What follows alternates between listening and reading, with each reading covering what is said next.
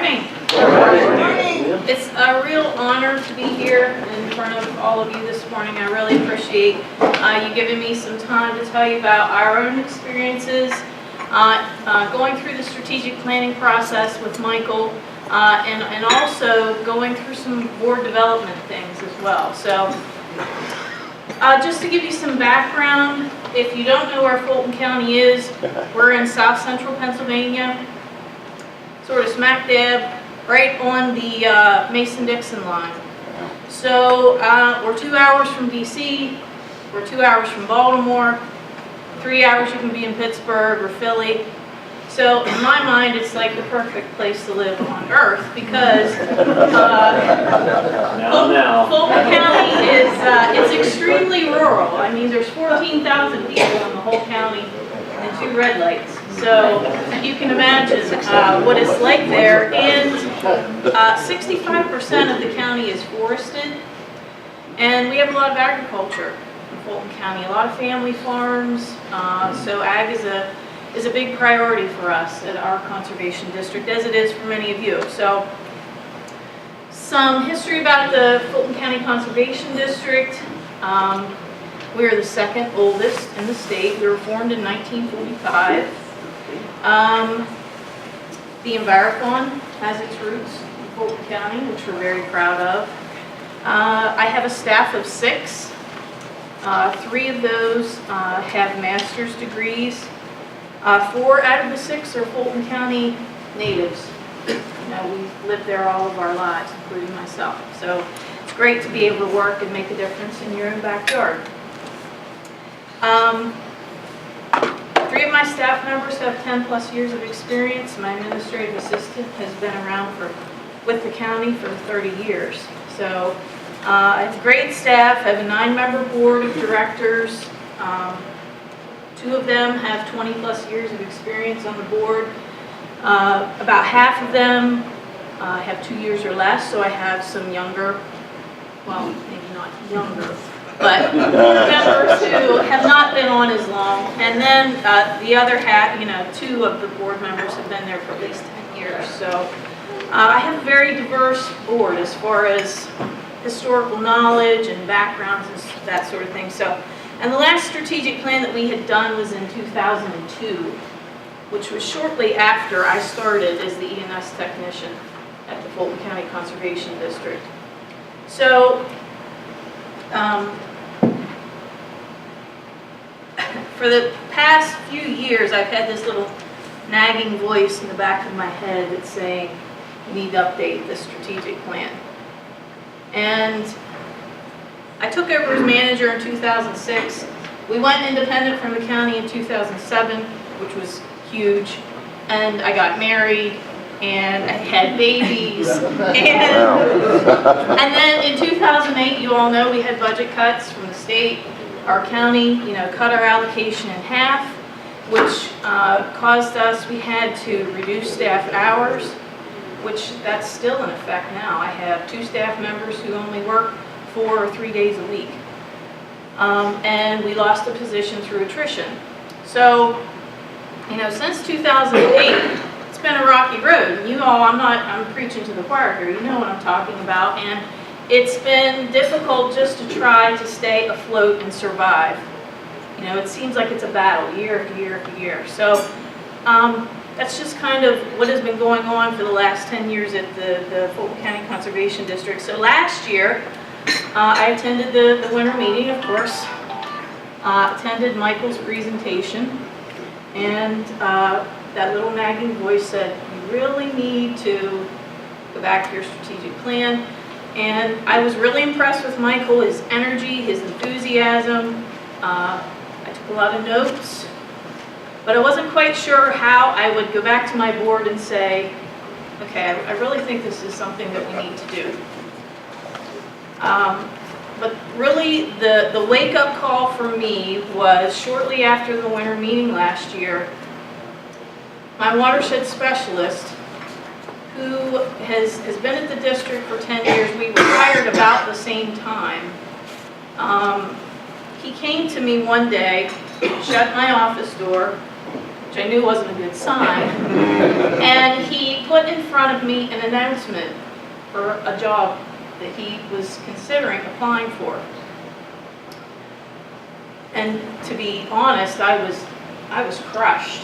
I really thought he was going to be here forever. We were going to, retire, together in Fulton County.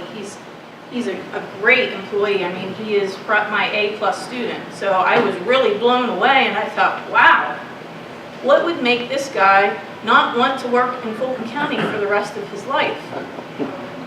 Because he has family there, he's raising his children there, his wife is a school teacher, he has a lot of family history in Fulton County. So I was really surprised, and it was a job in Harrisburg, so you'd have to drive to the city every day. And so that was my wake-up call, and I thought, I need to do something, because he expressed to me that, after 10 years of working at the district and all that we've been through, never mind the day-to-day job stuff, we all felt sort of beat down.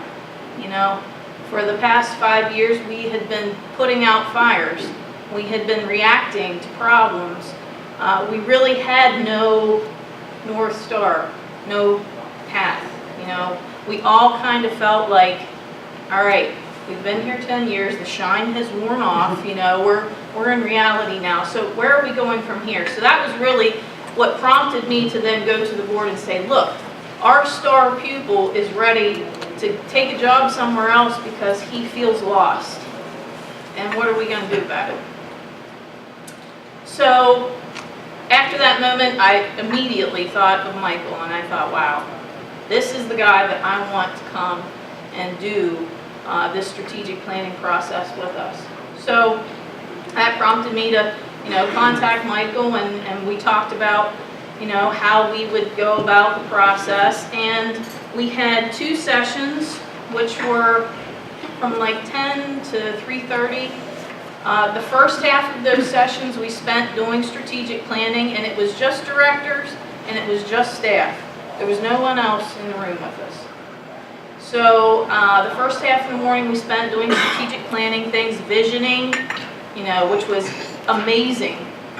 How much fun to just, pie in the sky, think about the things that you want to do in your own community and the impact that you want to make in your own backyard, the place that you love to live, work, play.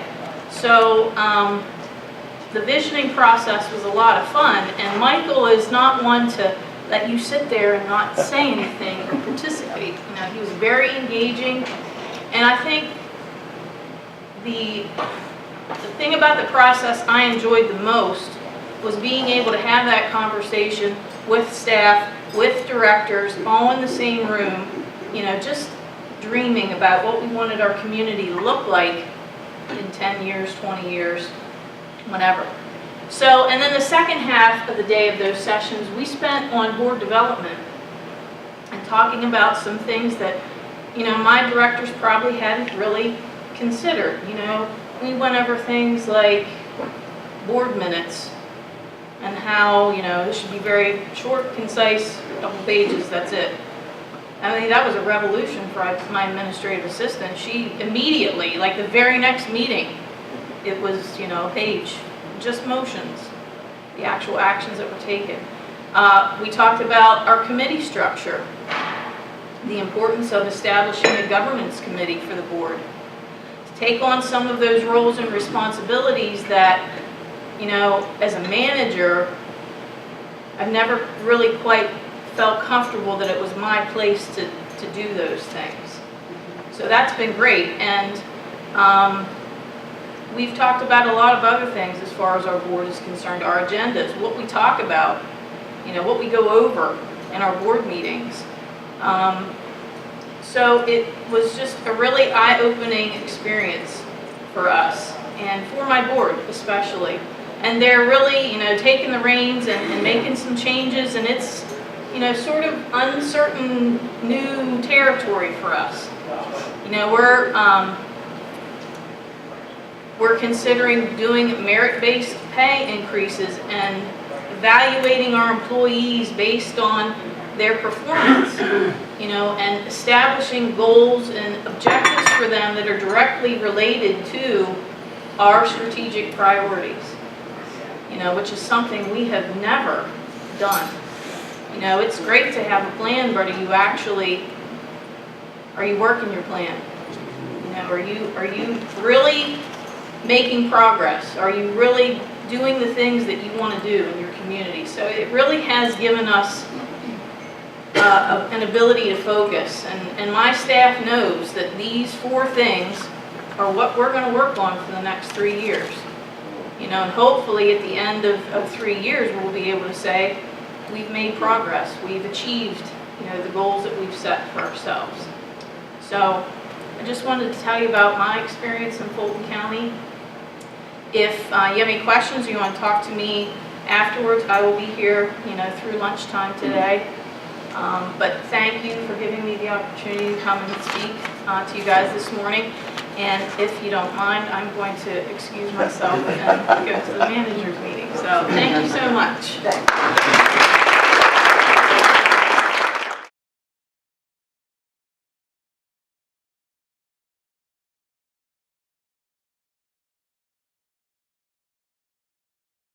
Celine gave the most beautiful introduction, and that's because she connected her experience with what we're going to talk about this morning. Now let me ask you a question.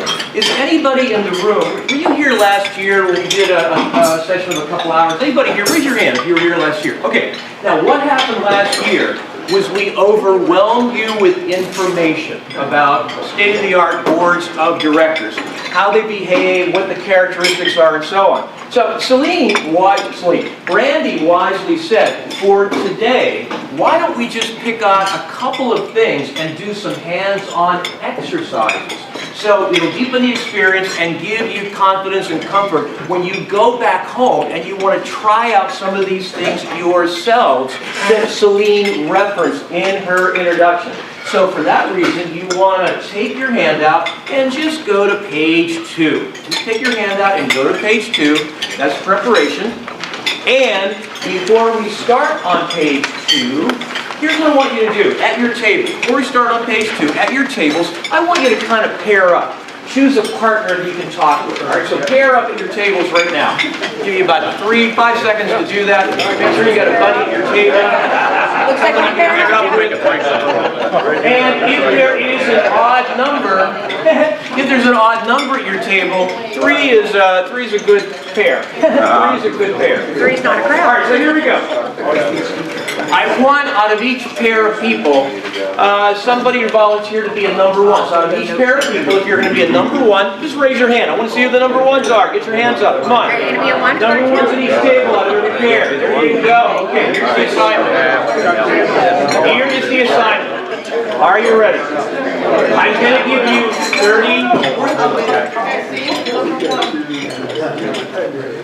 to give you 30 seconds, and here's what I want you to do. I want you to speak to your partner and just tell them, it should be really, really easy, it's only going to take a couple of seconds, just tell them the mission of your conservation district. All right? Just tell them the mission. So you got 30 seconds, go. Number 1.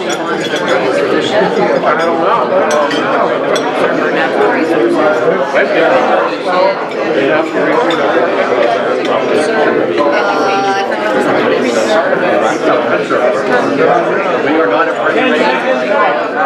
No, we are a conservation. And stop. Now, let me ask you a question.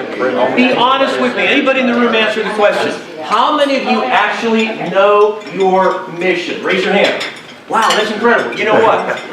When I work with boards of directors and I say just something simple, because you know you're the board and the number 1 thing you want to do is kind of protect your number 1 asset, which is your mission, and I'll say, you know, just go ahead and quote the mission, and almost no one can do it. Almost no one can do it. You got a couple people who did it, I got it, okay, I love it. So almost no one can do it. Now that's because we never practice the mission. So 2 things just to get you kicked off on the right foot. Number 1, when you're in a board meeting, do this exercise. And at the beginning of the board meeting, just say, hey, pair up, and number 1, say the mission to your partner so it kind of embeds that mission. Because remember, every decision your board makes is a reflection of the mission statement of the organization. Now, here's the other thing you can do.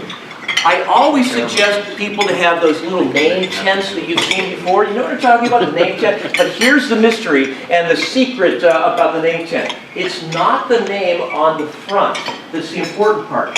On the part of the name tent facing you, when you're in a meeting, you want to have the mission statement written out.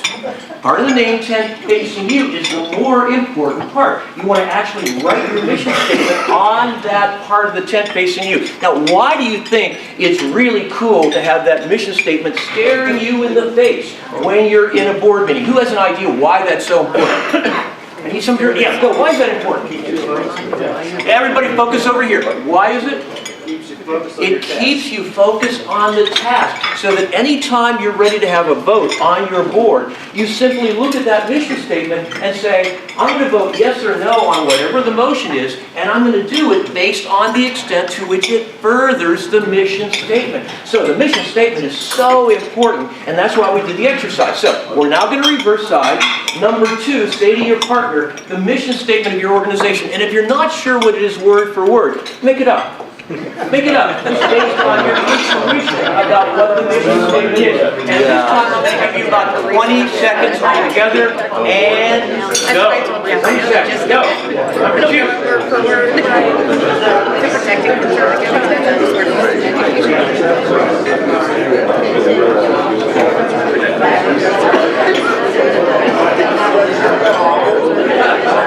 Five seconds. Stop. Okay, that's great. Good way to launch your board meeting. Exercise like that. Now, the first exercise on the handout is how and where and what determines who is going to be a good board member. And this is critical. I say it's critical because in the history of boards, there was a long time when we said, well, to have a board, you have to have a farmer and an entrepreneur and somebody who owns a business and maybe an educator, a junior high school teacher or something like that. There is a new formula that is emerged about how to find and ensure that you're going to have good board members so you can recruit them to your organization. And we're going to play a little exercise, a little game that kind of indicates how to know that somebody's going to be an effective board member. So here's what I want you to do. I want you to imagine right now in your mind's eye, as vividly as you can, I want you to think of a single individual who's had a positive impact on you. Like a role model, somebody who's been your role model, somebody who's been a heroic figure to you. It could be somebody whose biography you read. It could be somebody who's a coach or a teacher as you were growing up. Somebody that you really, really look up to. Now, I don't want to know the person's name, but what I want you to do is the following. I selected Sam or Samantha because he, she is blank, blank, and blank. So I want to know 3 characteristics of Joe or Joanne that kind of substantiate why you selected him or her.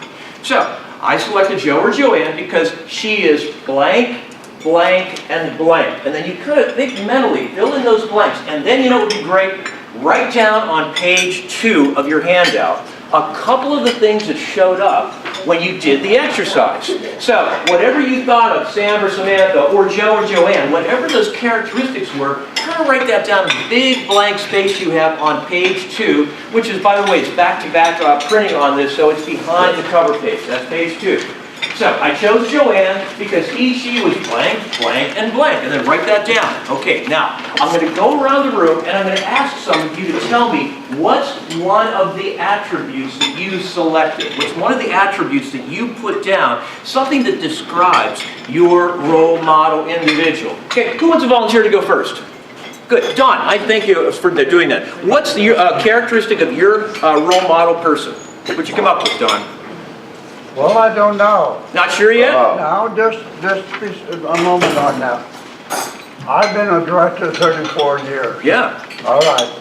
I've seen members come in and out. Yep. Good thinking. Think out what you want to be. Yep. And you don't want the director to come in and say, be this, a yes man. Right. So, Question. what's the opposite of a yes I want man? the question. Yep. Somebody who. And I've noticed that in the board we've had. We've only lost 2 that ever left the board in Wow. 34 years. Really? Okay. but everybody has their feelings. That is wonderful, thank you. Now, give me just a one-word answer to the question, an attribute of your heroic person. Shirley, what did you come up with? Encouraging. Encouraging. You might want to write that down. Encouraging. Let's see. How about Charles? What did you come up with, Charles? What's your one word to describe your role model person? Well, he was mentoring to me. I mean, A mentor. Somebody who was mentoring. That is wonderful. I'm going to go to the back table now, and I'm going to pick on Jim. Jim, what's one word description of somebody you consider a role model individual? too stubborn to quit. Too stubborn to quit. I love that. You know what? Stubborn also means that they are set in their values. They've got a consistent set of values. And that's one of the things that I equate with somebody who might be stubborn. That is wonderful. One more person at the back table, and I think I'm going to pick on Earl. Earl, what's one word to describe somebody who's your role model individual? Motivated. Motivated and motivating. That's exactly right. And most of all, somebody who's self-motivated. That's terrific. Let's go to the next table. And, yeah, I saw you looking over there. What do you have written down? Truthful. Truthful. Persistent.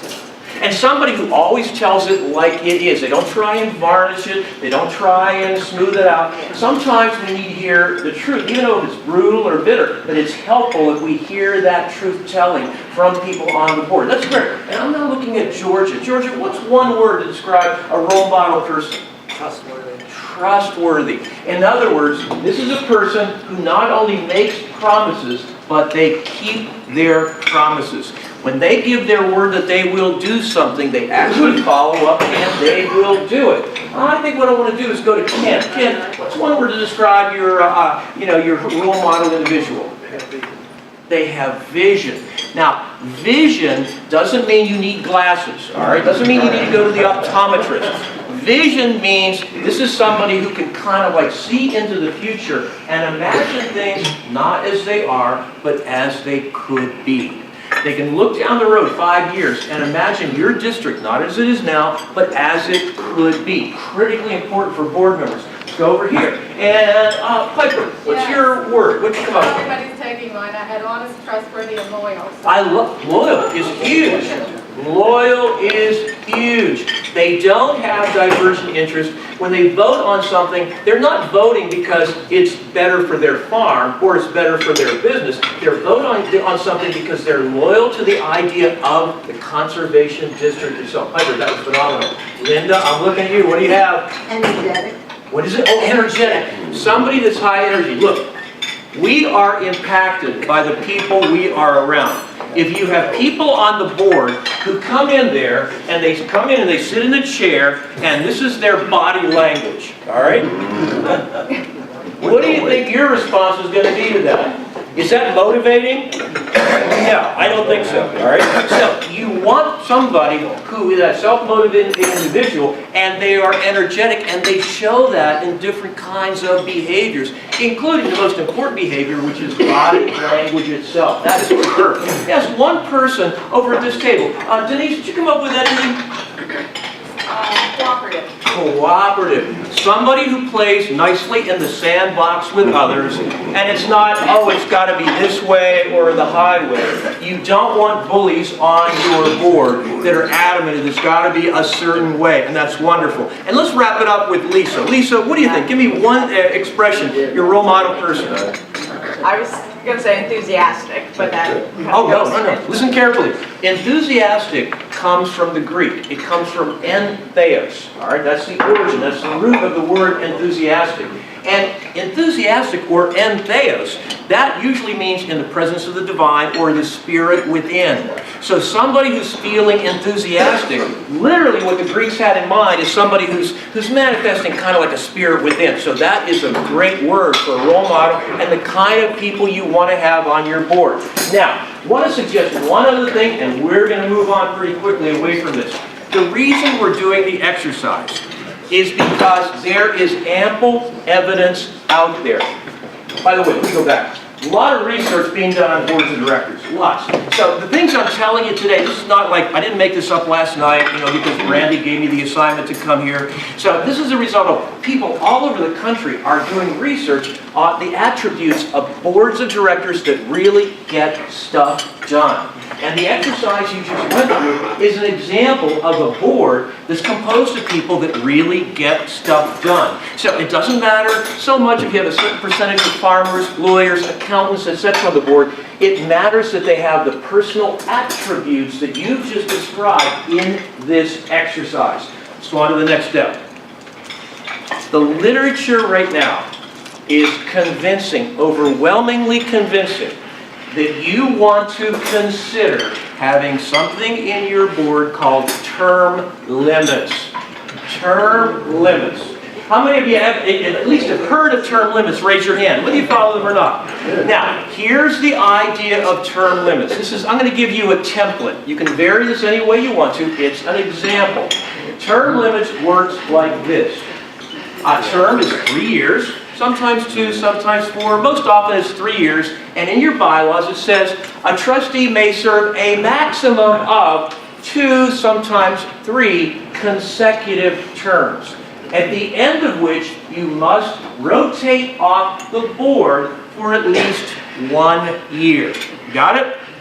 So, term limits. You can serve 2 terms, 3 terms, maybe 3 years. That would give you 6 years, 9 years altogether maximum before you are required to rotate off the board because you're only allowed in the bylaws to have a certain number of consecutive terms. Now, let me ask you this. Why do you think the researchers in every book that you read right now about boards recommend term limits? Who has an idea? You think of a reason why that might be a good idea? Raise your hand. Go, give me one example. To bring in fresh ideas. Oh my gosh, you know what? I've been on boards, and after about my 4th year or so, I find myself saying the same thing that I said my 1st and 2nd year. And I can see the expressions on the faces of my colleagues, and they were like, oh, here he goes again. We heard that last year, we heard that 3 years ago, it's kind of like the same old thing, the same old thing. So you do it because you want to bring fresh blood, new ideas onto the board. That's how you constantly reinvigorate the board of directors. Any other reason why term limits is a good thing? Anybody else think about what? Go! To get rid of the EF HUD. Get rid of the EF HUD. And you know what? I love it. That is a great expression. All right, get rid of the EF button on the board, and that's exactly right. Now, I know that this is probably something you've never experienced before, but have you ever had somebody on your board who, maybe they're in their 6th year, but they really mentally checked out like 2 years ago? You know what I'm talking about? Okay? Or you know somebody on your board who the only thing worse than when they miss a meeting is when they show up because they have a toxic personality. Right? Term limits is a gentle, nice way for them to rotate off the board and you continue to reinvigorate with that new blood, which you just talked about a second ago. So, it's real easy to do. You make an amendment to the bylaws. And the bylaw says, 2 sentences. A term of office for a board member will be 3 years. Sometimes 2, sometimes 4, often 3. Then the next sentence says, no board member may serve more than blank consecutive terms. That's all you need. No board member may serve more than 2 consecutive terms. Now, here's what it means. Somebody's going to say, yeah, but you know what? We've got Ron on our board, and he has been absolutely incredible. Yeah. Do we really want to lose Ron by term limits? Yes, and here's the reason why. Yeah. He has a break. That didn't come out the way that did not come out the way I intended. First of all, listen carefully. You can still use Ron on a committee. You don't have to be a board member to serve on a committee. So, Ron, we are missing really some critical mass on the Finance Committee, and you were great at that. Would you still serve on the Finance Committee? But you don't have to be a full board member, but serve on the Finance Committee and help us out there. Would you be willing to think about that? Do I have to get back on the board in a year? Now, 1 year goes by. He gave away my next one. A year goes by, and we're looking for new board members who are encouraging, motivating, enthusiastic, committed, trustworthy, and honest. And every time we do that, Ron's name surfaces. So after a year, you can bring him back onto the board, and he simply starts his 6 years or 9 years or whatever over again. All right? You can do that. It's okay. However, 2 things to keep your board strong. Number 1, the quality of the people you bring onto the board, and reflected by the words you put down on your sheet. When you're selecting board members, you select by attitude, not aptitude. Select board members by attitude, not aptitude. Secondly, term limits to reinvigorate the board of directors. Okay, by the way, somebody always says to me, and somebody said this with Celine's group when I worked with them. They said, you know, we always have such a hard time finding board members. Yes, I know it's hard. And then so I said to them, no, Fulton County is rural. Fulton County is rural. The county seat is Mercersburg, right off US Route 30, all right, southern part, central of the state. And so I simply said to them, what's the population of Fulton County? And they gave me a number. And I said, well, look, every year, you're only going to be looking for maybe 1 or 2 new people. Even if you institute term limits, you only have to find 1 or 2 new people every year. If you've got a county of 5,000, 7,500, 10,000, there is somebody out there waiting to serve on your board. The only reason they haven't served is because they've never been asked.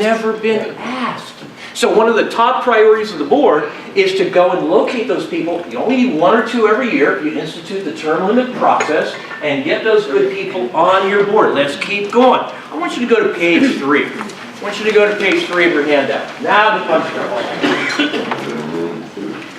What is the most important thing for the board to do? Celine nailed it.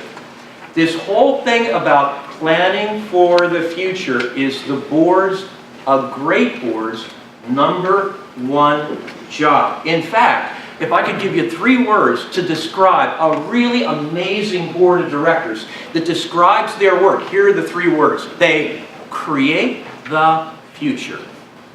They create the future. So everything they do is future-oriented. It's not about what we've done. It's not about the way our county was 10 years ago. It's the way we want our conservation district to look 5 years from now, 10 years from now, and so on. And so all the meetings are based around that idea. And I'm going to share with you a little later how to make that work. So how do you get started? Well, there are 2 aspects to get started on your plan. The first we've already talked about. That's the mission statement. Now there's 1 or 2 things I want to talk about. Mission and vision. Mission and vision, mission and vision. And it's confusing. What's the difference between the 2? Here's a real easy way to describe the distinction between mission and vision. Put the letters A-R-Y on the end of each word. Take the letters A-R-Y and put them on the end of vision, and then take the letters A-R-Y and put them on the end of mission. And let me ask you a question, and somebody volunteer the answer. What's the distinction between an individual who's essentially a visionary with an individual who's essentially a missionary? Who knows the difference between the 2? You got somebody on the board who's kind of more visionary, somebody on that's more missionary, and by the way, you need both, but what's the difference? Go. Missionaries carrying the message, the visionaries looking for new. You got it, you got it. The visionary actually sort of can see that future, what the conservation district is going to look like in the future, assuming you're wildly successful. The missionary-oriented person is the one who rolls up his or her sleeves and figures out a way to get from here to there, to make it happen. What's the next step we've got to take? What's the next step we've got to take? What's the next step we've got to take? Now here's the analogy we used last year. I want you to imagine that Shannon is about to go on a dream vacation because she won the Pennsylvania lottery. Now, obviously, she's going to donate most of her money to the Pennsylvania Association of Conservation Districts, but she's going to set a little bit aside because she's always had in mind a dream vacation. Now, you have never planned a dream vacation, have you? Have you? If you say yes, you're going to ruin my presentation. No. That was the right answer. That's amazing. Okay, good. So, because most of us haven't never taken a dream vacation, we don't want to do it ourselves because we kind of might mess it up. It's complicated these days to take an elaborate dream vacation anywhere in the world. So we hire a travel agent to help us. Now, you're going to be amazed to know that this room is filled with people who in their spare time are travel agents. Isn't that incredible? Okay, so we're meeting with you for the very first time to talk to you about your dream vacation. What's the very first question a good travel agent will ask a client to kick off the conversation? Who knows what it is? Raise your hand. Go. Where do you want to go? Okay, now watch what happens. Pick anywhere on planet Earth that you want to go for your dream vacation as a starting point. What's that one location? Same one you asked me last year. I'm sorry, I didn't hear you. Same one you asked me last year. It's Alaska. I still didn't get to Alaska. Oh, did I pick on you last year? I still haven't gotten there. She still hasn't gotten there. That's because we didn't do a very good job last year. Here we go. She wants to go on vacation. Dream vacation destination is Alaska. Okay. Now, we're here right now. We're in Pennsylvania State College, and it's the end of January. Alaska is kind of like our destination. It's that wall back there. All right. We've got to figure out how to get from here to that wall, which represents Alaska. So, Linda, what's one thing we've got to do to make sure she has a great vacation? Go. Plan. What? Plan, absolutely. Ron or Richard, what's one thing we've got to do to make sure she has a great vacation in Alaska? I've been there. Okay. What's one thing you got to do to make sure you can have a great vacation? Lisa, go. That it's a smooth travel Yeah. on the way to your... How do we get her there? Good. Larry, in order to make sure she has a great vacation, we've got to make sure she has what when she actually gets to Alaska? Finances. Finances, absolutely. And when she has finances and she gets to Alaska, what do we need to make sure that she has so she can have a great vacation? Place to stay. Place to stay. So now we've got the travel, we've got the budget, we've got the itinerary. And I want to ask, who have I picked on? Don. Yeah. What's another thing we've got to do in order to make sure that she has a great vacation when she gets to Alaska? This is dangerous with Don, but I'm going to go ahead. Go. All right, I've been in 32 foreign countries. I'm American. Besides, and I went with the county agent, so Yeah. we traveled in rural, all these countries, 32. Good. So in order to plan that trip to make it successful, what's one thing you had to put into your plan to make it a great trip? How It about was prepared. How about the itinerary? What do you think about the itinerary? Okay, et cetera, et cetera, et cetera. Watch what I've happens. been all over. Watch what happens. You're a board of directors. The single most important thing for you to decide, even more important than the mission, is the destination. Now here's an example of destination. 5 years from now, our district looks and smells and tastes really differently than it does today. There's been a big change in the quality of life of our district 5 years from now. And the reason we know that is because I went to visit you, we got in your car, and we drove around your conservation district, and you pointed out to me the characteristics of what it's like today. Your vision is, hey, this is the kind of a district we want to turn over to our children and our grandchildren, better than what we experience. So we envision what would that ideal conservation district look like, assuming that we are really, really successful. Now, here's what I want you to do.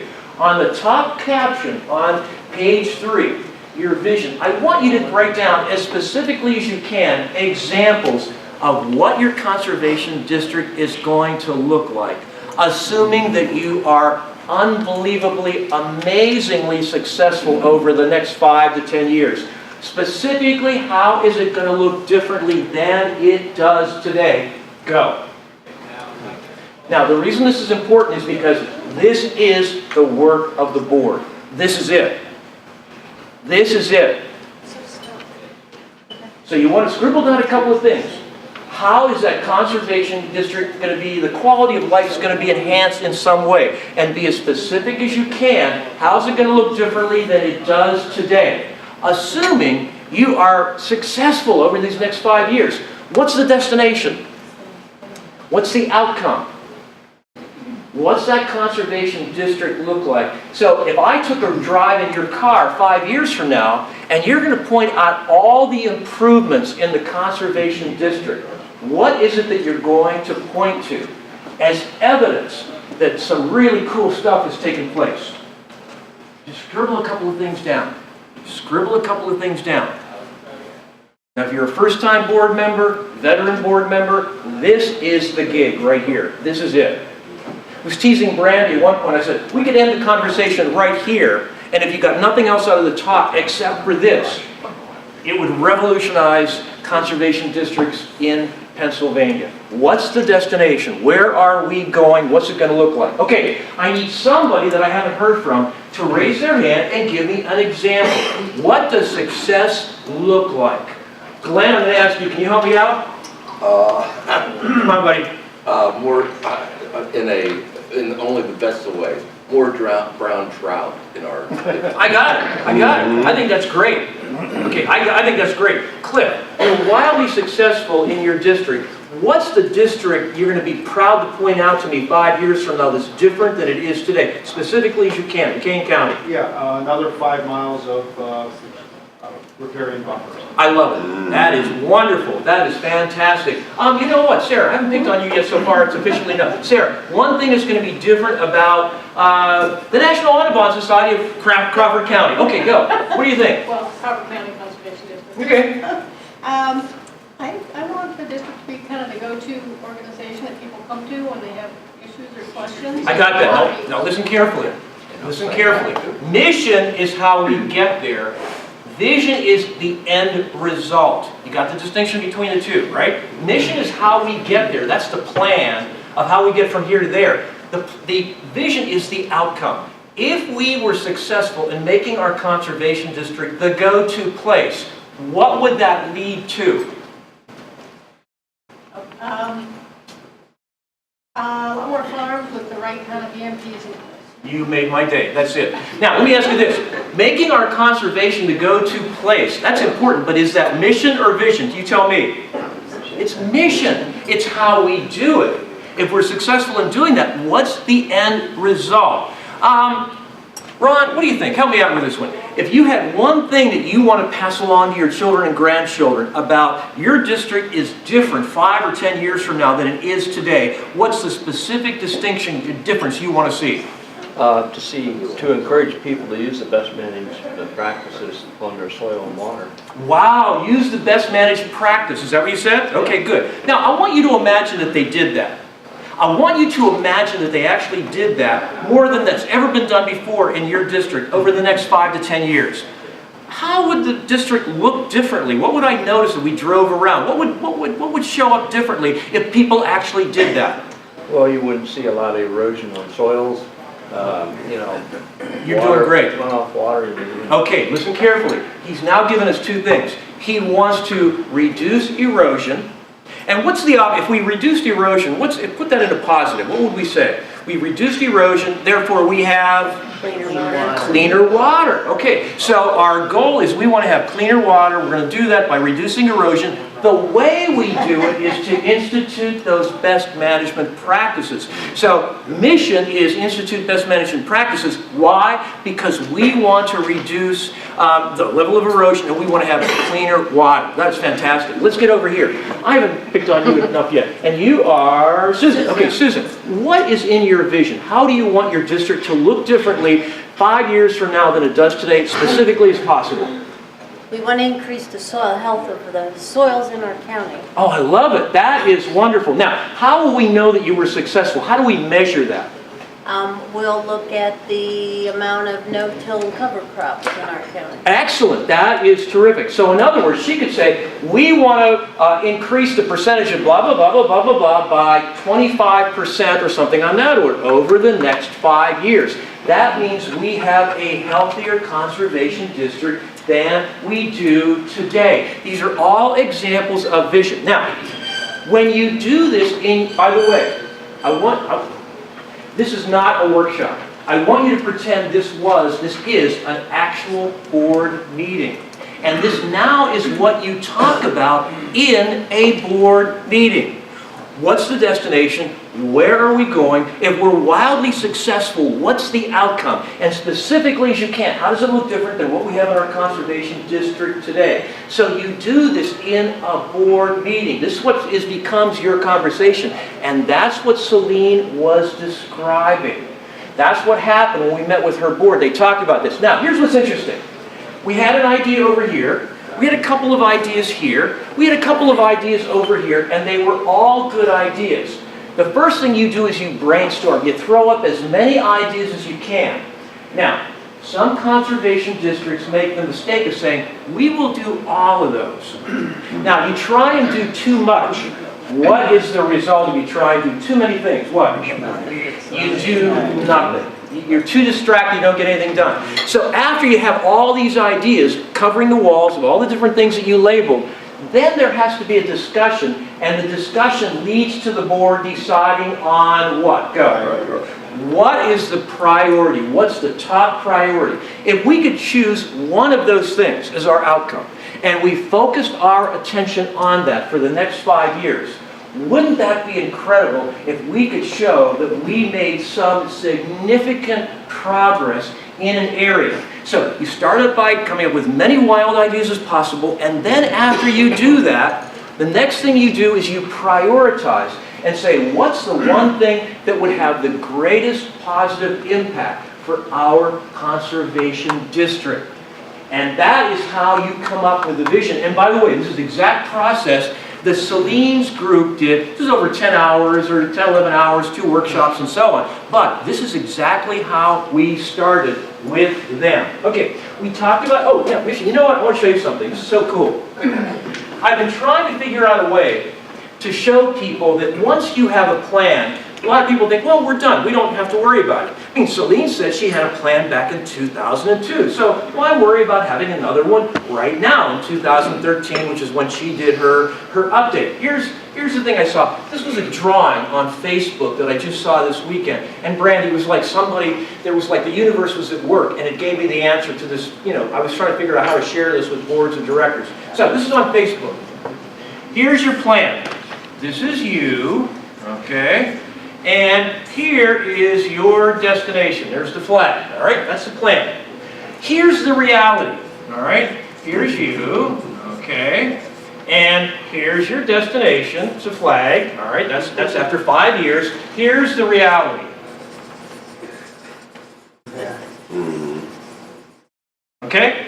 And what happens is you have like floods, and you have boulders that fall on roads, and you have droughts, and you have all kind of things that one can never expect. Because who of us can foresee the future? And who of us has a crystal ball that allows us to see exactly what's going to happen?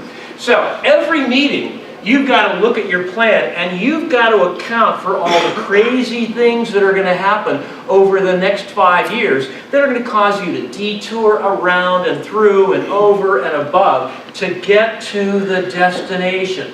Therefore, every meeting becomes a planning meeting. And at the very beginning of the meeting, you're going to say, how are we doing with that plan? How's that plan coming along? Have we run into any obstacles that we could never have anticipated when we came up with our plan? So, oh yeah, we have an obstacle. We just had a gigantic flood. We didn't build that into the plan. Now we have to account for that huge flood if we're going to continue on with our plan. Okay, that's where we are right now in our plan. Let's figure out how to handle that so we can continue to make progress. Now, jumping ahead a little bit. When a board meeting ends, and you want to say to yourself, was this board meeting productive? Here's an easy way for you to tell. At the end of the meeting, you feel like you're 3 or 4 steps closer to your destination than you were before the board meeting began. And that's how you tell if it was a productive board meeting. Now, most board meetings, when I work with boards, they have board meetings all the time. And it's spelled B-O-R-E-D. You know what I'm talking about? We come in and, well, we're going to get to that in a few minutes, but we want to change that dynamic because every board meeting now becomes how are we doing with the plan? How do we have to modify and tweak the plan in light of these unforeseen circumstances so we end up with this dream conservation district that we want our children and our grandchildren to enjoy. By the way, you know the expression, best time to plant a tree is 100 years ago. Second best time to plant the tree is now, today. Second best time to plant a tree is today. And we plant the tree expecting that we won't get to enjoy the shade. but our children and grandchildren will enjoy the shade from that tree. And that's why we say the job of the board is to create the future by means of these exercises we're talking about. Okay, how do you know you've arrived? I want to share something with you. I have to go back to, is it Susan? Okay, Susan. I kind of challenged her, and I thought she was going to whack me with her, coffee cup or something like that, but she responded brilliantly. And I said something like, how do you know you actually succeeded? And you had an example. You know you succeeded because you will see this instead of this. So you want to make sure, and this is at the bottom of your page 3, how do you know you've arrived? You've got to have what lawyers would call the evidence. So some people would say, we want to have more clean water. And I visit you 5 years from now, and I go up to Mike, and I say, do you have more clean water? And Mike says, absolutely. We have been wildly successful with our plan. So, of course, I'm a city guy, and I don't know any better. So I say, well, Mike, how do you know you have more clean water? And Mike says, what? Less pollution, less runoff. Okay, how do you measure that? How do we know? By the, I would say by the aquatic life industry itself. Whoa! One of the things, Michael, we can tell you, Mike to Michael, is compared to 5 years ago when you last visited our district, there was very little aquatic life in the stream. Now, Michael, if I took you to that same stream and I showed it to you, you're demonstrably going to see a distinction in terms of the aquatic life in the stream. So that's one of the ways you can measure specifically, and you have evidence to support that you were successful on whatever your vision is for your community. And that's the idea. So here we go. We start with vision.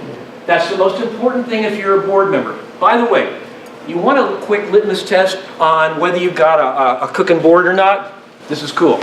If you want one test that lets you know whether you've got a really hot board that's doing cool things, here's the test. Imagine that I came to your town, and instead of meeting with the full group, I met with board members one at a time. Now, I think Celine said she's got, about 9 people on her board? Didn't she say that this morning? Yeah, okay. So imagine that I met with those board members one at a time. And I asked them one question. What's the destination? Right? What's the destination? How do you define success? Which is basically what I'm asking. Now, with a really good board, not only does every board member give me an instantaneous answer, they all give me the same answer. Now, I want you to imagine, I don't want you to say anything out loud. I want you to imagine, if I played this game with your board, and I went in, and I asked each individual member of the board this question. They couldn't hear the other's answers, all right? All done independently and kind of confidentially. And I said, tell me what success looks like 5 years from now. Number one, would they all instantaneously come up with an answer because they are so focused on the destination, the vision? Number two, if we compared the answers of all 9 board members, will every one of them have come up with the same answer about what that district is going to look like ideally 5 years from now? Now, I don't know what it's like for your district. I can tell you this. With most of the boards that I work with, they look at me like, oh my gosh, we have no clue, because we don't ever talk about this in our meetings. So, number one, if I ask them a question, most of the board members would have no idea what the destination is because they don't ever talk about it. Number two, if I did encourage them to come up with an idea about what success looks like 5 years down the road, they would all have a different idea. Some of them would talk about more aquatic life. Some of them would talk about measuring less erosion. They would all talk about different aspects of what constitutes success. You ever hear the expression in leadership, we want everybody to get their oars rowing in the same direction? You know what I'm talking about? You do that because, number one, you spend time in meetings talking about this, and you come up with an agreement among your board members. This is where we're going. And once you know this is where we're going, then when you have your budget, this is where we're going to spend most of our resources, trying to get that more aquatic life. And then you start saying, well, let me ask you guys, this is a board meeting. let's say we agreed that we're going to measure success by more aquatic life in our streams 5 years from now. We're going to use Mike's suggestion. I thought it was a pretty good one. Let me ask you this. Give me an idea of what we have to do, one thing we have to do, if we wanted to have more aquatic life in our streams 5 years from now. Who has an idea about one thing that we really have to start doing right now? And if you have an idea, raise your hand. Go. What do we have to do? You need to have the base parameter to start with. You know what? We need to measure how much aquatic life do we have right now. What's the baseline that we're going to compare? Fantastic. What's another thing that we've got to do? Go. You have to have a monitoring protocol. What's the monitoring system we're going to be able to use so that every couple of months or every year we know that we're making progress and things are getting better, all right? Things are getting better. What's another thing that we actually have to do if our goal is to have more aquatic life 5 years from now? Give me one more thing that we absolutely have to do. Go. Find interesting people. You know what? Now we want to get people to know about our success so they actually enjoy these clean streams that have more aquatic life. So now we start to come up with the details of our plan. How do we actually make it happen? So we get to every meeting, and I'm going to go, can you give me, you're doing the monitoring, and I really appreciate it. Can you let me know, are we making headway? Are we going forward? Are we going backwards? What happens after 6 months? And he says to the board, man, I got some news. It's worse now than it was when we started. Is that possible, yes or no? Yes. Absolutely. And the reason it's possible is because a manufacturer in your county has some kind of a spill. They had some kind of a spill, all right? There was an error that took place, and now you're behind where you were before.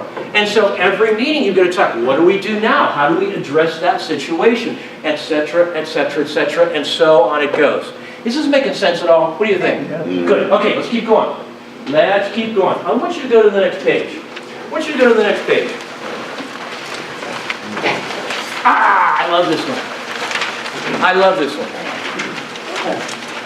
The most important performance of the board takes place when you have a board meeting. That is critical. You might have heard Celine say they completely changed the way they have board meetings. Now, what typically happens in a board meeting? I don't know about you, but for most of my clients, here's what it looks like. Here's what it looks like, okay? All right, I'm going to write this down real fast. Okay, got our flip chart. Okay, here's a board meeting, B-O-R-E-D. Here's what it looks like. We start out with a report. Okay. Then after that, we go to a report. And then after that, we go to another report. And then after that, we have something really exciting takes place, and that is another report. Okay. Then we get to the end. There's 5 minutes left. And somebody says, okay, now it's time for us to look at our plan and see how we're doing. And of course, what happens at that moment is Cliff said, well, you know, I've got to leave early because I've got to pick up my children at school or something like that. I really can't stay any longer. So we never quite get to that planning thing. You know, it's always down at the bottom of the agenda, which is how Celine went 12 years, 11 years without an update on her plan. And you know what? The only thing that's worse than that is for the boards, when I say to them, do you have a plan? And they say, no, we don't. And I'm like, oops, do you get that that is your number one job? That's it. That's the game right there, if you're a board member. It's to have that plan. What's our conservation going to look like, and how are we going to get there? That's the job of the high-performing board. Now, there's something interesting about reports. Love this one. Something interesting about reports. And here's what's interesting. There are 3 dimensions of time, past, present, future. Yes or no? Yes? A report always is a snapshot of the past. Now, wait a minute. This is kind of bizarre. We're supposed to be planning the future and creating the future. So, of course, we spend our board meetings talking about the past, which is what are in reports. Does that sound like a definition of insanity to you? Tell me the truth. Is that insanity?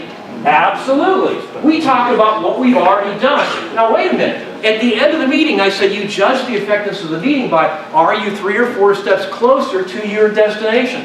Are you going to be able to be 3 or 4 steps closer if you spend your time in the meeting talking about what you've already done? Yes or no?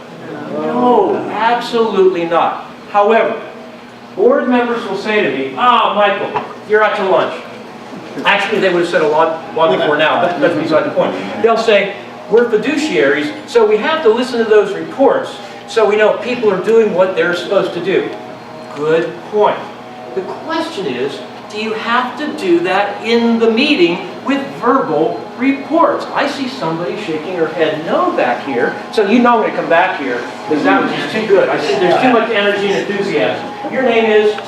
Okay. The question is, we have to have reports. I acknowledge that. Do they have to be verbal reports in meeting? And you were shaking your head no. So what's an option? What we do is their reports are already sent to the board members prior to the meeting, so the board members can read them. Wow. What amazing. You know, this assumes something that's really incredible. This is astonishing. She starts with an assumption that board members know how to read. I'm shocked. Okay. That's what it's the open Yeah. Oh yeah. Somebody's going, I'm not sure about that. You know. Okay. We assume that board members know how to read. Therefore, here's what happens. They get their report in a week ahead of time, a week before the meeting. All the reports. Their reports are all 1 page in length. 1 page. And they're like, what do you call it, bullet statements? You know what I mean when I say that? Like bullet statements? In other words, they're real easy to kind of grasp what's going on in that particular committee or executive director report or manager report or whatever. They are 1 page, no excuse for not reading them. Now here's the next thing you do with the reports. You color code them. So let's say you have 6 bullet statements on your 1 page report. Anywhere where your committee is just roaring ahead, maybe actually ahead of the timetable, you put a little green marker there like the green in a stoplight, right? Traffic light. If your committee is kind of like right on schedule, exactly where you're supposed to be, you put a little yellow marker like a yellow light. And if you've fallen behind on one of your projects, executive director, committee, whatever, you use a red light. You put a little red marker. Now, this is helpful. If I'm a board member, I'm kind of squeezed for time. I don't have a lot of time to read that. If you use this color-coded system, it's pretty easy. I know when I look at a report, where do you think I need to pay most of my attention? With the red lights. So only in the case of a red light do you maybe have to talk about that element in the meeting. Like, you know what? You had a red light under your monitoring system. It looks like you're having problems getting that in place. So in the board meeting, can we kind of brainstorm, give you some help? Maybe you need some assistance. Maybe you need whatever to get that monitoring system in place. So the only thing we pay attention to is if we see a red mark. And then that becomes a possibility of discussion at the board meeting because we got to get that monitoring system back on track. So we do a brainstorming, we help you, what do you need, how can we support you in getting that monitoring system up and running, etc., etc. Good. If you see that there's a green light and a yellow light, do you need to even talk about that in the board meeting, yes or no? No, God, come on guys. No, no, no, no, no. The answer is no, no, no, no, no. Now some people say to me, yeah, but I like all that information. Okay, I like to look at that. That's great. You have to ask yourself this question.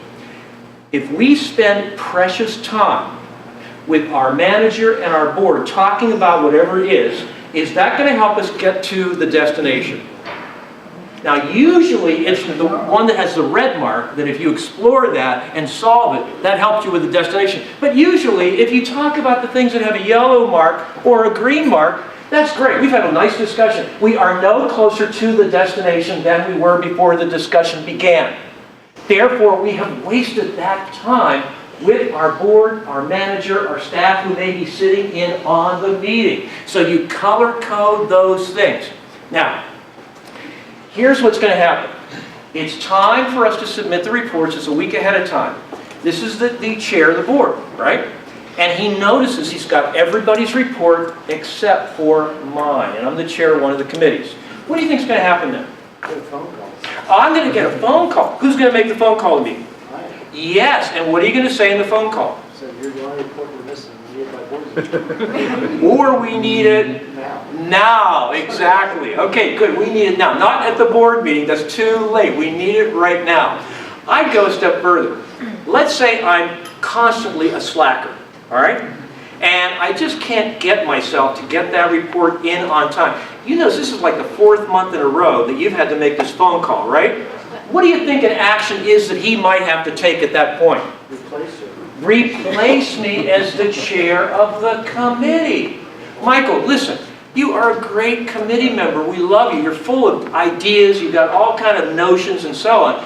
But, you know, the chair has to make sure that that report is in on time. You don't have to write it yourself. You can delegate it to somebody else in the committee. But you as the chair have to assume accountability that that report is in 1 week in advance. It has to be there so we can send that out to the board members. And that's how you keep track of the reports. Listen carefully. Some easy thing that will revolutionize what you do. No verbal reports in meetings. Can you imagine? Can you imagine? By the way, I said this last year, I actually had people say to me, well, if we don't do reports, what would we talk about? Yeah. Okay, so we have to go on with the conversation. No verbal reports in meetings. Okay, now, we get to the meeting. You're the chair, right? Okay, in the beginning of the meeting, you say, okay, we're going to get this report nonsense done with. Well, I want to have a single motion to approve all these reports. Now, we're at the very beginning of the meeting. It's just begun. So, can I ask somebody to make a motion, very beginning of the meeting, right now, this is a meeting, to approve all those reports? Charles, what do you think? Would you make that motion? Approve all the reports on. Good, thank you. Is there anybody who would be willing to second the motion right now? Go. Second. Second. We got Mike to second it. Good. Now, before we have a vote, is there any red light that anybody saw that you want to remove and talk about? Okay, because it concerns you. See, we're not going to varnish over bad news.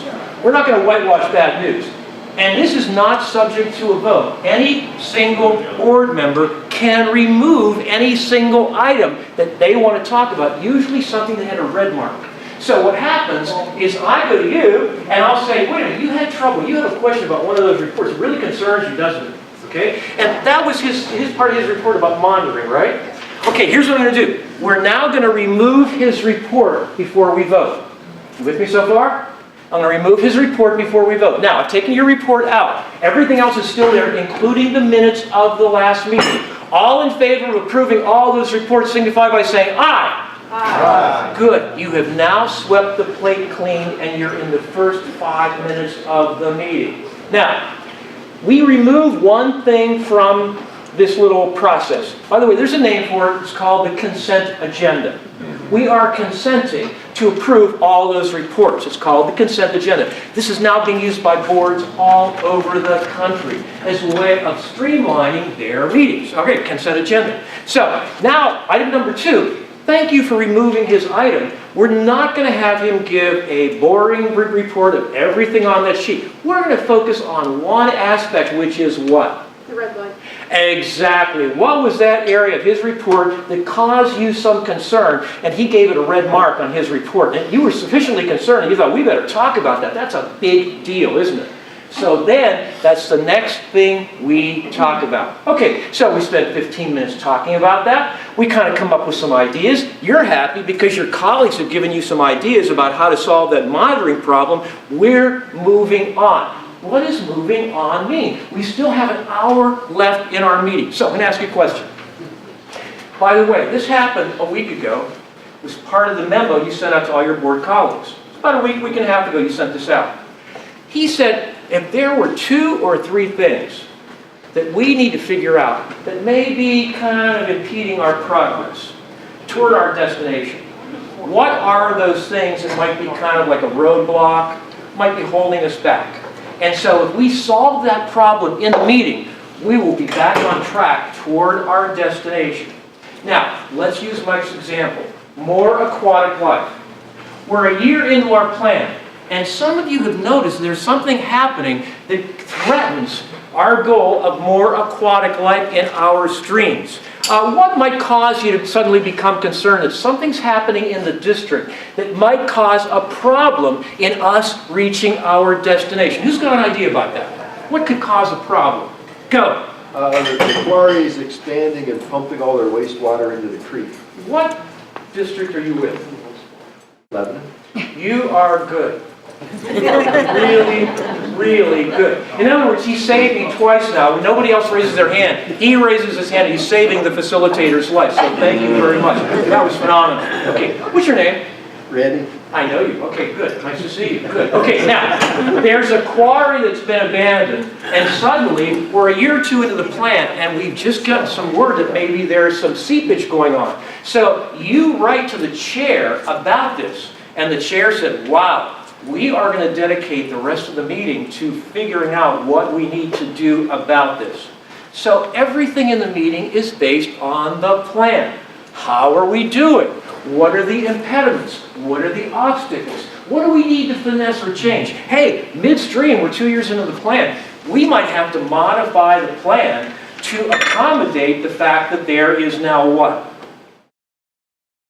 What do you say? New opportunities. You know what? There may be a new opportunity. Wow, this is great. You know what we're going to do? We're going to find the company that abandoned this quarry, and we're going to sue them for $10 billion. And that will pay for anything we want to do in our conservation district for the next 50 years. This is not an obstacle, this is an opportunity. Great. This is a multinational corporation. They're located in Brazil. They don't even know they have a quarry there. We're going to get to our attorney and we're going to let them know. Wow, aren't they going to be surprised? We're going to give that company the opportunity to be a role model corporation in cleaning up and making this district pristine, which is what we want to have. But that's the kind of discussion you'll have. And you only have the discussion because you'll have written to your board members a week ahead of time, hey guys, what are the top 1 or 2 or 3 things that we need to talk about? So, let's talk, this is the old board meeting. This is the old boring board meeting, okay? Report, report, report, report. No more, no verbal reports and meetings. The new one is you use this thing called the consent agenda, and you sweep all those reports that have all the yellow and green lights. You get them off your plate. If they're yellow lights and green lights, don't waste time in the meeting talking about them. If I really have a question about your report and they're all green and yellow lights, I'm going to do something before the meeting. I really like that. I want to find out more about it, okay? I really think your report was great. I love all the green and yellow lights. But in order to find out more about it, there's something I can do besides have you take up all of our time in the meeting. What do you think I could do before the meeting? Call me. What an incredible idea! I could actually call you and say, hey, there are a couple of things I want you to flesh out for me, some things I didn't understand. You know, Michael Kumer said use those bullet statements. For me, that is so insufficient. Could you kind of give me a little bit more detail about what's going on? Oh yeah, Michael, I'd be happy to. What do you want to know? Or, Michael, how about if you come as our guest to our next committee meeting? If you really care about that much about what we're doing, we're not going to waste everybody's time in a full board meeting. Michael, we have a policy. Anybody is invited to any committee meeting at any time. So, Michael, we happen to have a committee meeting. We happen to have a committee meeting coming up a week from Thursday. If you're available, it's going to start at 6 o'clock. We'll be out of there by 7:30. Why don't you come and be our guest? And that way, you'll be able to get caught up completely on what kind of mischief our committee is getting into, etc., etc., etc. Okay. You get to the end. I want to talk a little bit about this. Celine mentioned this also. She actually gave away the complete agenda for today. I mean, that was amazing. That was a great introduction. I want to talk about minutes. How long do you think your minutes are going to be for your meeting? 1 or 2 pages? Yeah? Okay. And they're going to be 1 or 2 pages because you no longer are going to put down, he said this, she said that, he said this, she said that. Nobody cares. The only thing you put in your minutes is Lisa made a motion to institute $1 billion lawsuit against company ABC for polluting the stream. Larry seconded the motion. Following the discussion, the motion passed. Whoa, great, that's it. You don't have to put in everybody's comment into the minutes. And you know what? If you do that, and you end up with like these lovely, beautiful minutes, just slightly shorter than a Tolstoy novel, right, which they often are, guess what? When you send them out, you think anybody's going to read them? No. I guarantee you have these beautiful, elegant minutes that no one will read because nobody cares. You care only about the actions that are taken. So that's what goes into the minutes. What are the actions that we all agree to in the meeting? Now, let's say that Larry is chairing a meeting and he said, you know what? In order to do what we want to do this year, we need an extra $10,000. Anybody want to volunteer to lead a fundraising project? And, you know, I'm sitting there, I'm half asleep, it's been a long day, and I stupidly raise my hand.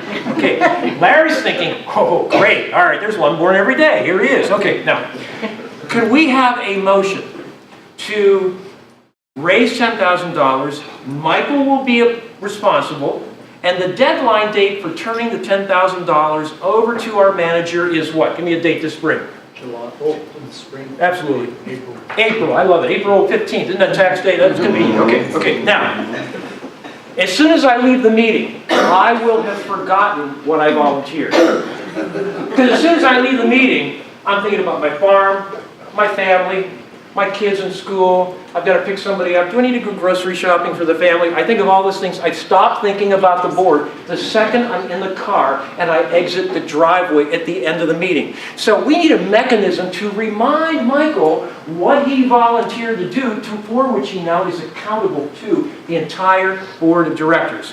And for that reason, Jim, who is the secretary of the board, is going to get those minutes out to all of us within how much time of the meeting? Yeah, or fewer. I'd say at the week at the outside. I'd say more ideally maybe 2 days. 2 days, the minutes are out. Only because you have to remind the Michaels what they volunteered to do. What action did I promise to take? I'm going to look at those minutes and I'm going to go, oh my gosh. What did I say I would do? Wow, April 15th, I better get my butt in gear and start doing something relative to this fundraising project. Now, here's something that's a secret. I don't want you to take minutes in the meeting. Why don't I want him to take minutes in the meeting? Anybody know?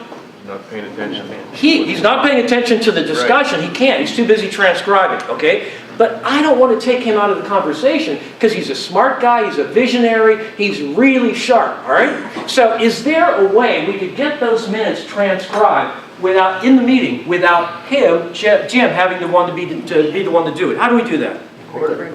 How about if a recording secretary, or we take one of those persons on Celine's staff, and we have them come in, and they have a little laptop computer, and they draft the minutes during the meeting. So that way, Jim can be a full participant in the discussion, right? Now, at the end of the meeting, all I've been doing is sitting there transcribing. Somebody made a motion, second the motion passed, or motion defeated, blah, blah, blah. Okay. And if there was a motion for fundraising, oh yeah, Michael volunteered to take on the fundraising project, and the deadline date is April 15th. At the end of the meeting, I hit the send button, and I send that draft to one person. Whom do I send the minutes to? Jim. And that night when he gets home, the minutes are already on his computer screen. Now, Jim, what do you do at that point? You got a draft of the minutes on your computer screen. They're there that night when you get home. So what are you going to do?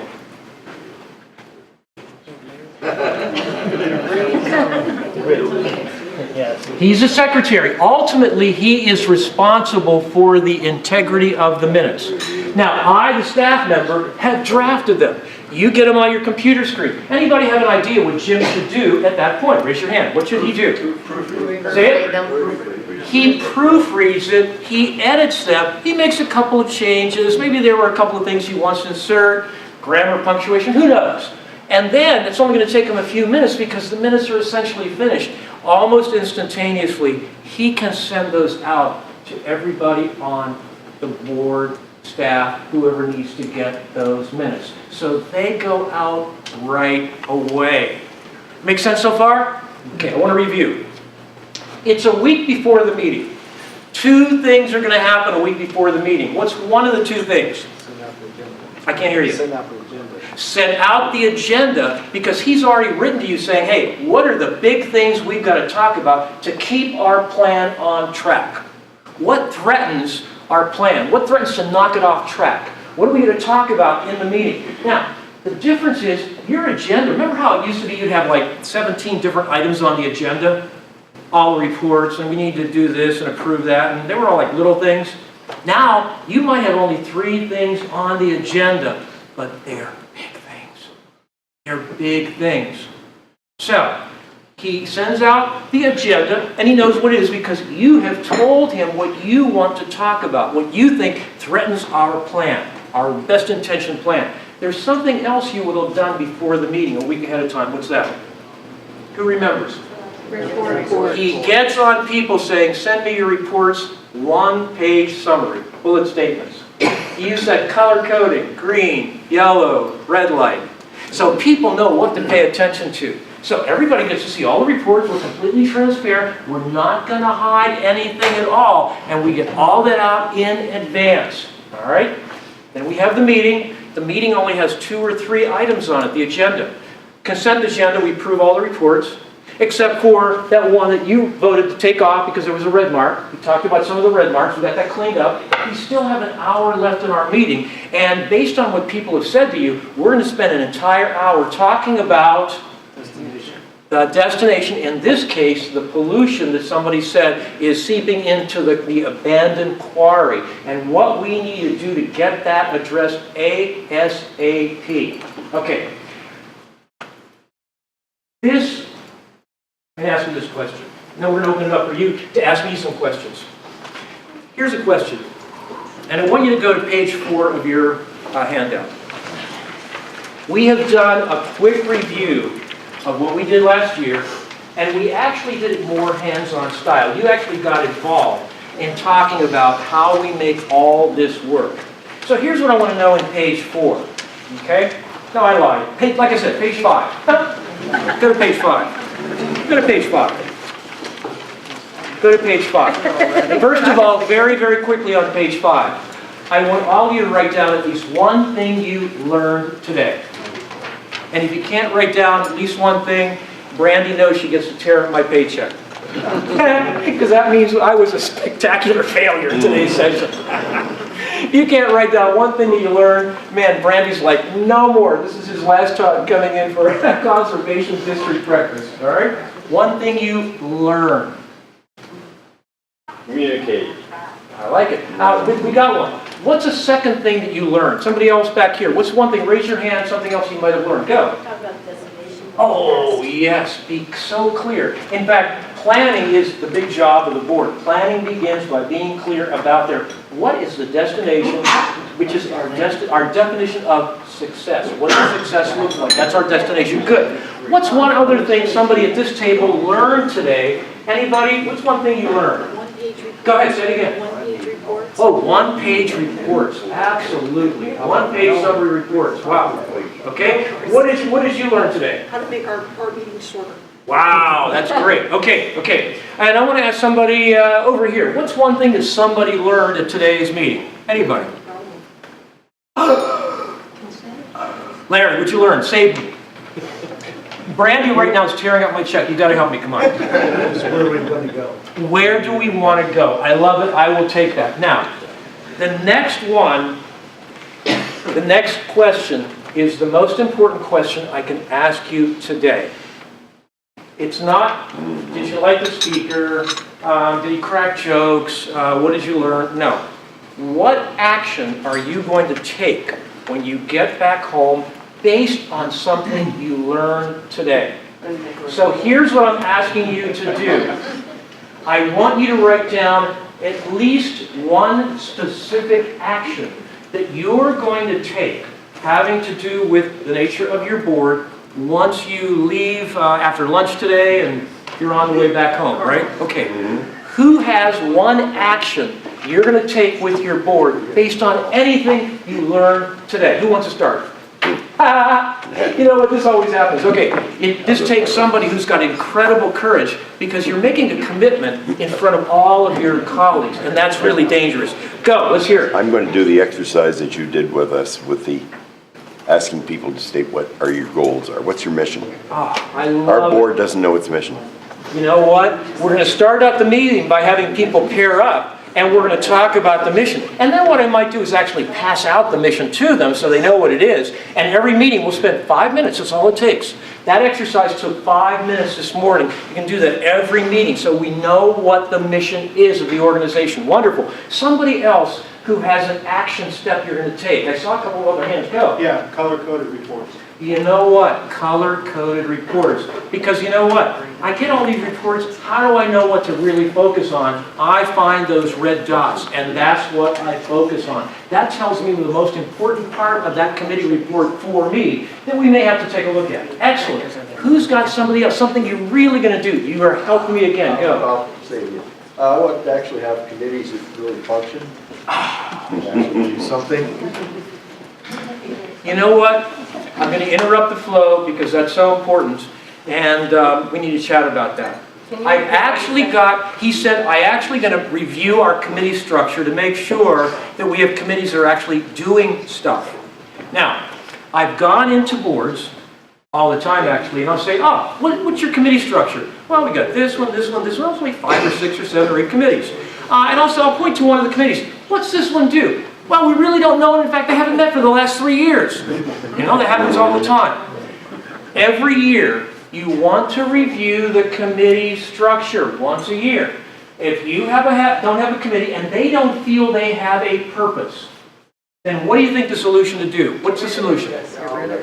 Get rid of that committee and assign those people somewhere else. Now, how do you know? What's the measure as to whether or not a committee is valuable? There is a document that you're going to have that's going to tell you what mix of committees you need to have. What's that document that tells you or implies what committees you should be having? What do you think that document is? Strategic plan. How about our long range or strategic plan? Hey, you know what? I have been on the seating committee for the last 10 years now. Well, Michael, in our plan, we're working on stream cleanliness and so on. So maybe the seating committee isn't as important now as it was 10 years ago. We might go back to it in the future. But right now, all the committees are going to be based on what do we need to get more aquatic life in those streams. That means you don't want to hesitate having some committees temporarily go out of business while other committees come into business, based on what your plan is and your destination, which kind of dictates everything that you do. You got it. You guys are getting it. What's one other action that somebody here would be willing to take based on anything that you learned today? What would be that action you would want to take based on anything you learned today? Oh, if somebody can't raise their hand, go. We actually did it from last year's meeting. We eliminated the reports and shortened our board meeting by half hour. Oh my gosh. So now we're sitting there, I can't believe we're done already, you know? Did you hear what he said? We actually did it from last year. We eliminated verbal reports in meetings. Now be careful. People always criticize me. We didn't eliminate reports. No, we eliminated verbal reports in the meetings. Still have reports. It's just we deal with them a different, more efficient way. Excellent. There has to be somebody else that has an action step they're going to take based on today. And you know what? My friend from Crawford County. Sarah, go. Simplified minutes with just the action steps. Oh my gosh. I've got a little template that I'm going to send to Brandy if I haven't already. It's a little kind of a template. And you just put in what are the actions. You don't anymore put in Cliff said this, Glenn said that, Piper said this. Who cares? What's the action? Who volunteered to be accountable for that action? What's the deadline date? These are the 3 W's you put into your motion. Who, what, when. Fundraising project raised $10,000. That's the what. Who is Michael volunteered? And the deadline date is for him to give a check to our manager, $10,000 by April 15th. WWW. And that's really what you have. Now, the motion either passed or it was defeated. What else do you need to have for the minutes, right? To know what's going on. I saw a question over here. Somebody had a hand up. Go. Yes. Gentleman there, I'm sorry, I don't know your name. Did you have measurable results from your change? And have you found that they're actually reading the reports and they're more engaged, or are they more less interested in what's going on. I love that. You're talking about this guy right here, right? That's what I thought. No. Yeah. Like I said, that shows how tuned in I am. Right? Oh, it was this lady right over here just walked in 3 minutes ago. Okay. I need you to repeat that. Isn't that great? Go ahead. Well, you said they weren't doing verbal reports anymore, and I'm wondering, is the board actually reading the report? You find that they think you have more engagement, or are they less interested in Piper. you have to explain things? Piper, that's brilliant. You know what? I'm not kidding. Probably going to add that on to the next workshop. How do we know that people are reading the reports and they're just not voting to approve the reports without having read them? How do we find out if they're really reading the reports or not? Thank you, Piper. How do we know? What do we do? Ask questions. Oh, go. Ask questions. You know what? Hey, everybody, beginning of the meeting, take out a blank sheet of paper, okay? Take out a blank sheet of paper, down on the chair, okay? Without referring to any of your notes, I want you to write down one thing that you remember reading in Richard's report. Oh, wow. Isn't that cool? That's terrible, isn't it? That is really terrible. That is really terrible. And I'm smiling because you know you have to do that. It's awful. So what you do is you give them a little quiz and say, just write down one thing you remember reading in Richard's report. Ah, thank you so much. Wow, okay. And by the way, if you do this every other month for 5 minutes and repeatedly Michael comes up with a blank sheet, what's ultimately kind of conversation you're going to have with me? Yes, and if I say, I haven't quite gotten around to it, what's the next element of the conversation you're going to have with me? Why are you a director? Do you really want to be on this board? Okay. Brandy's telling me that I've got about 1-2 minutes left. So here's what I'm going to do. Do you have a question about your board, a problem, a challenge you've experienced that we didn't get a chance to talk about today? We just went by so fast. Go. How much of this work is done by the board and how much by the staff? That's a Do you great question. expect Celine, the manager, to make the agenda and do all these, send out the reports, or does the board do it? That's beautiful. And that's what an incredible way to kind of tie all the loose ends together of this discussion. There's a cool way of determining what responsibility falls to the manager and what falls to the board, and here it is. If it's something that has to be done this year, this month, this week, tomorrow, the next 5 minutes, it probably belongs to the manager and her staff. Anything that is short-term in nature probably belongs to the manager and her staff. Anything that has to do with 2 years out, 3 years out, 4 years out, 5 years out, probably belongs to the board. That's exactly right. Now, give me an example. Okay. We know this year that Celine, working with her #1 staff member, they've got to come up with and implement the monitoring system, right? That's clearly a staff responsibility. Now, the board determined that priority, because that's the only way we can measure the difference in aquatic life compared with that baseline that you talked about a few minutes ago. Okay, but now, in the middle of the year, we noticed that we've got this quarry that's dumping toxic waste into our stream, and we're going in the wrong direction. That might require a board action, because you kind of have to tweak the plan a little bit. In this case, the plan said, board, we've got to sit down, we've got to maybe talk to some environmental attorneys, and we've got to work with them, and we've got to find out what company's responsible for this, and let that company know that the board of directors is on top of it, right? So anything that's big and long distance typically is board. Anything that is a tactical issue, an implementation issue, and it's within 1 year, typically falls to the manager of the district. That's a great question. Got one more question, and we'll wrap it up. Go. Well, just to paraphrase that, so everyday responsibilities of the staff to carry out their programs should not be part of a board discussion and brought to the attention of the board. Listen to her question, it's brilliant. We got staff that are working every day. and they're doing their thing. And she's saying that should not be brought to the attention of the board. And what do you think the answer is? Well, it's in our board report. With one exception. There's one exception, and that is if I get a staff report and there is a red light. Then if there's a red light, that may mean that the manager can go to the staff member, clean it up right away. It may mean, whoa, there's something big going on that we need to bring to the attention of the board, and they need to look at it. So the key is whether or not we see those red lights on those various staff reports. And that's a guide in terms of what goes to the board. So the board only deals with the big stuff, the issues that they're really called upon to make some kind of take some kind of an action. Make sense? I've overstayed my welcome. I'll let you go by giving you the same quotation I did last year because it's two things. This is my favorite, and it's the only one I know. Okay, so here we go.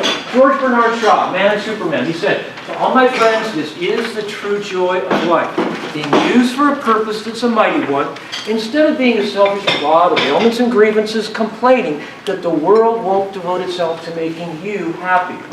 I'm of the opinion that my life belongs to the whole, and as long as I live, it's my privilege to do for it whatever I can.